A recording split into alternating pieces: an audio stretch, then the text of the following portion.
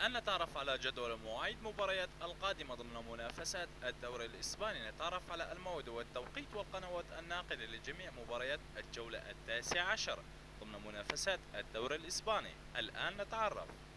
ولكن قبل أن نبدأ فضلا وليس أمرا اشترك في القناة وفعل زر الإشعارات ليصلك كل ما هو جديد.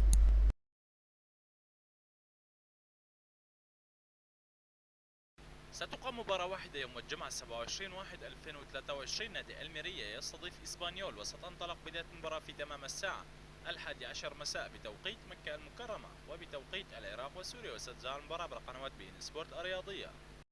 وستقام 4 مباريات يوم السبت 28/1/2023. المباراة الأولى نادي قادش يستضيف مايوركا، وستنطلق بداية المباراة في تمام الساعة 4 عصرا بتوقيت مكة المكرمة.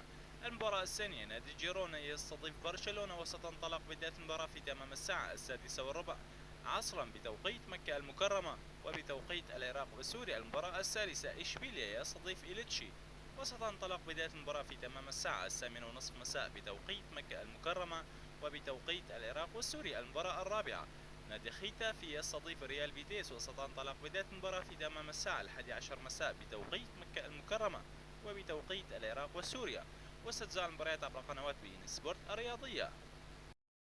وستقام 4 مباريات يوم الأحد 29/1/2023. موعد المباراة الأولى نادي بلد الوليد يستضيف فالنسيا، وستنطلق بداية المباراة في تمام الساعة 4 عصرا بتوقيت مكة المكرمة. المباراة الثانية نادي أوساسونا يستضيف أتلتيكو مدريد، وستنطلق بداية المباراة في تمام الساعة 6:15 عصرا بتوقيت مكة المكرمة. المباراة الثالثة سيلتا فيغو يستضيف أتلتيك بلباو، وستنطلق بداية المباراة في تمام الساعة 8:30 مساء بتوقيت مكة المكرمة. المباراة الرابعة نادي ريال مدريد يستضيف نادي ريال سوسيداد، وستنطلق بداية المباراة في تمام الساعة 11 مساء بتوقيت مكة المكرمة وبتوقيت العراق وسوريا، وستذاع المباريات عبر قنوات بي إن سبورت الرياضية.